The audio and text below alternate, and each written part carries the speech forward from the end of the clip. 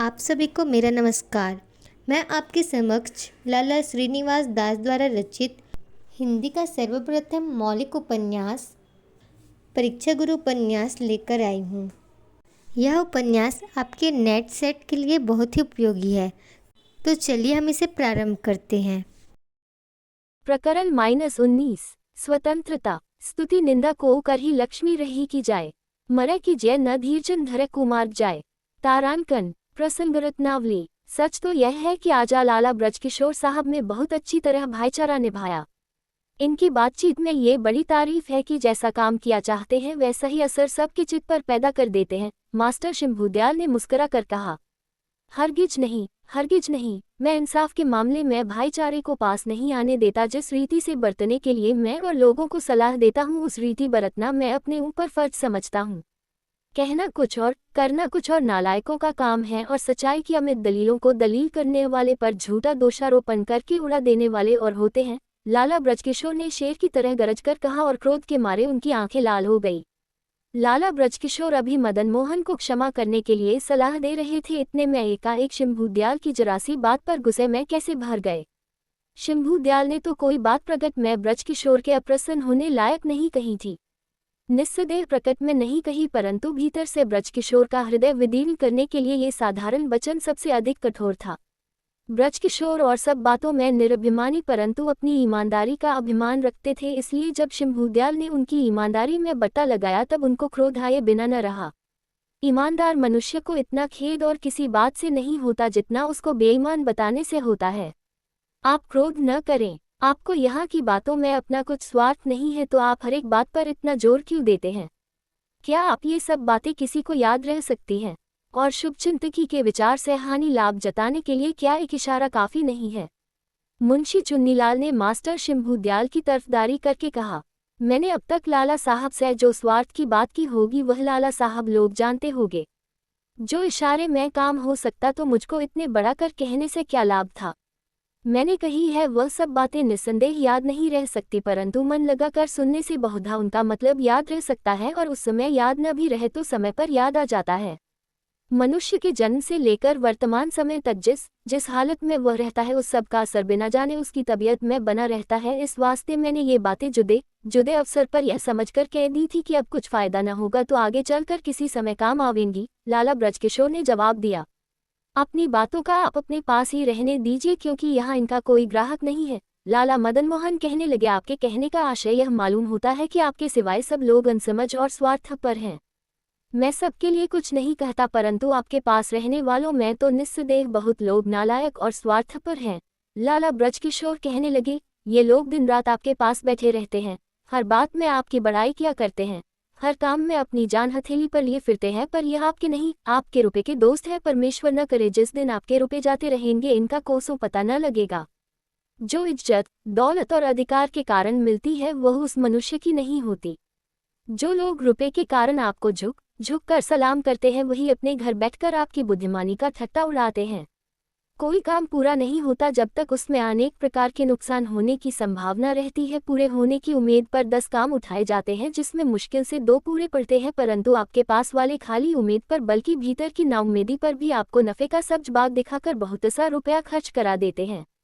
मैं पहले कह चुका हूँ कि मी की पहचान जाहिरी बातों से नहीं होती, उसके बर्ताव से होती है।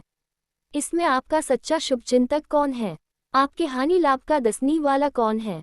आपके हानि लाभ का विचार करने वाला कौन है? क्या आपकी हाँ में मिलाने से सब हो गया?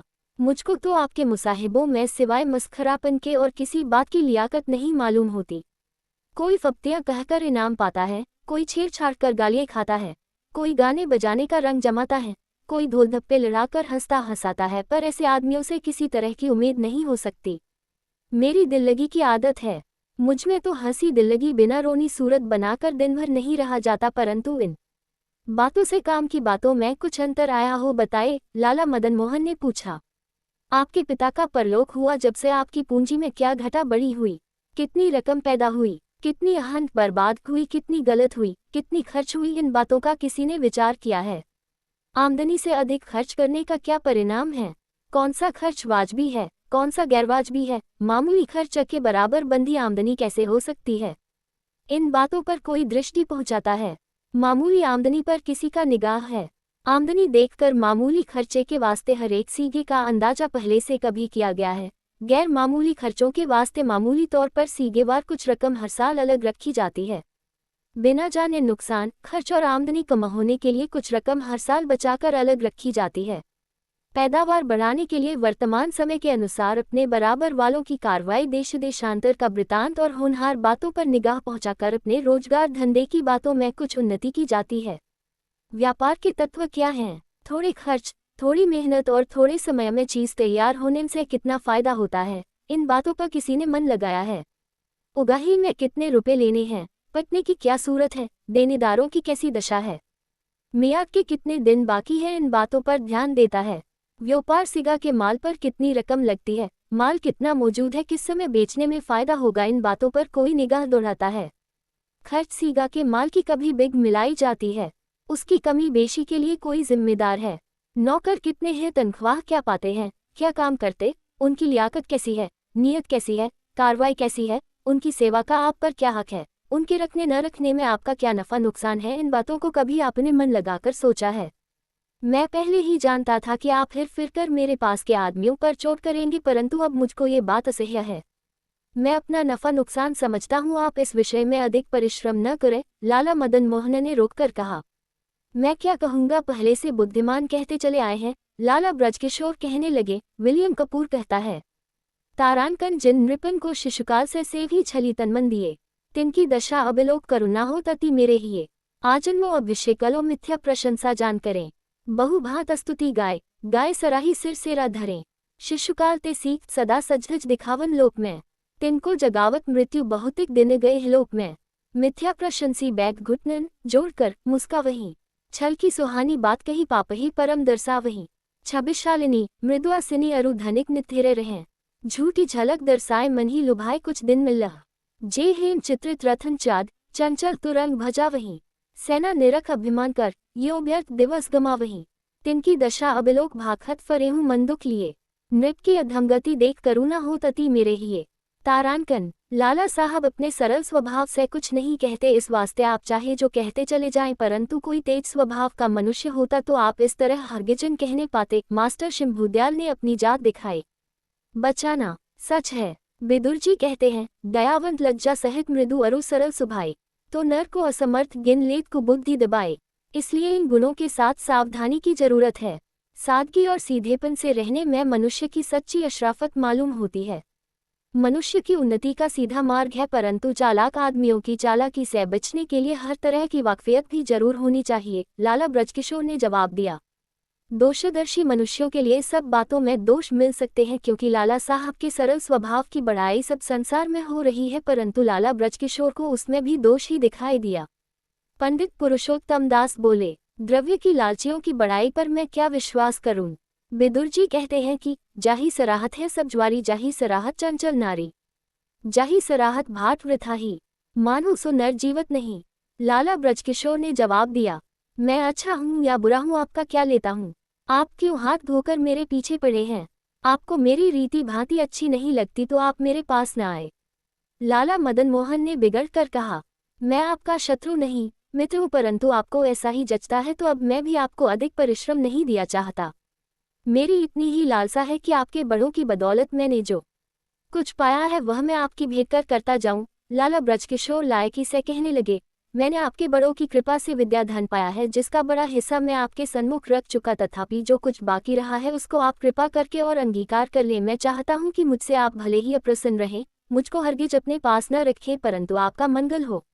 यदि इस बिगाड़ से आपका कुछ मंगल होता हो तो मैं इसे ईश्वर की कृपा समझेंगा। आप मेरे दोषों को और दृष्टि न दें, मेरी थोथी बातों में जो कुछ गुण निकलता हो उसे ग्रहण करें। हजरत सादी कहते हैं, भींत लिख्यो तिख्यो उपदेश जुको, सादर ग्रहण कीजिए सो जोड़ जोड़। इसलिए आप स्वपक्ष और विपक्ष का विचार छोड़कर गुण संग्रह करने पर दृष्टि रखिए। आपका बर्ताव अच्छा होगा तो मैं क्या हूँ। बड़े बड़े लायक आदमी आपको सहज में मिल जाएंगे, परंतु आपका बर्ताव अच्छा न हुआ तो जो होंगे वह भी जाते रहेंगे। एक छोटे से पखेरु ही क्या है, जहाँ रात हो जाए वही उसका रैन बसेरा हो सकता है, परंतु वह फलदार वृक्ष सदा हरा भरा रहना चाहिए जिसके आश्रय से पक्षी जाते हों।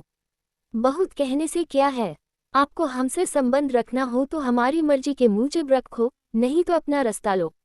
हमसे अब आपके ताने नहीं सहे जाते। लाला मदन मोहन ने ब्रजकिशोर को नर्म देखकर ज्यादा दबाने की तजवीज की। बहुत अच्छा, मैं जाता हूँ। बहुत लोग जाहरी इज्जत बनाने के लिए भीतरी इज्जत खो बैठते हैं, परंतु मैं उनमें का नहीं हूँ। तुलसीकृत रामायण में रघुनाथ जी ने कहा है, जो हम निदहि विप्रवत सत्य सुनहि भरे गुनाथ, तो उसको जग सुभते ही भय बस नावही मानत। सोई प्रसंग इस समय मेरे लिए वर्तमान है। एथेंस में जिन दिनों 30 अन्यायों की कौंसिल का अधिकार था, एक बार कौंसिल ने सेक्रेटरीज को बुलाकर हुक्म दिया कि तुम लियो नामी धनवान को पकड़ लाओ जिससे उसका माल जब्त किया जाए। सेक्रेटरीज ने जवाब दिया कि एक अनुचित काम में मैं अपनी प्रसन्नता से कभी सहायता न करूंगा। कौंसिल के प्रेसिडेंट ने धमकी दी कि तुमको आज्ञा उल्लंघन करने के कारण कठोर दंड मिलेगा। सेक्रेटरीज ने कहा कि ये तो मैं पहले ही से जानता हूं, परंतु मेरे निकट अनुचित काम करने के बराबर कोई कठोर दंड नहीं है। लाला ब्रजकिशोर बोले, जब आप हमको छोड़ने का ही पक्का विचार कर चुके तो फिर इतना वाद विवाद करने से क्या लाभ। हमारे प्रारब्ध में होगा वह हम भुगत लेंगे, आप अधिक परिश्रम न करें। लाला मदन मोहन ने त्योगी बदलकर कहा, अब मैं जाता है, ईश्वर आपका मंगल करे। बहुत दिन पास रहने के कारण जाने बिना जाने अब तक जो अपराध हुए हो वह क्षमा करना। ये कहकर लाला ब्रजकिशोर तत्काल अपने मकान को चले गए। लाला ब्रजकिशोर के गए पीछे मदन मोहन के जी में कुछ पछतावा सा होना। वह समझे कि मैं अपने हाथ से आज एक लायक आदमी को खो बैठा, परंतु अब क्या, अब तो जो होना था हो चुका। इस समय हार मानने से सबके आगे लज्जित होना पड़ेगा, और इस समय ब्रजकिशोर के बिना कुछ हर्ज भी नहीं। हाँ, ब्रजकिशोर और हरकिशोर को सहायता दी तो कैसी होगी। क्या करें, हमको लज्जित होना न पड़े और सफाई की कोई राह निकल आवे तो अच्छा हो। लाला मदन मोहन इसी सोच विचार में बड़ी देर बैठे रहे। मन की निर्बलता से कोई बात निश्चय न कर सके। धन्यवाद। आगे की प्रकरणों के लिए मेरे बनाए गए YouTube चैनल हिंदी की दुनिया के माध्यम से देख व सुन सकते हैं।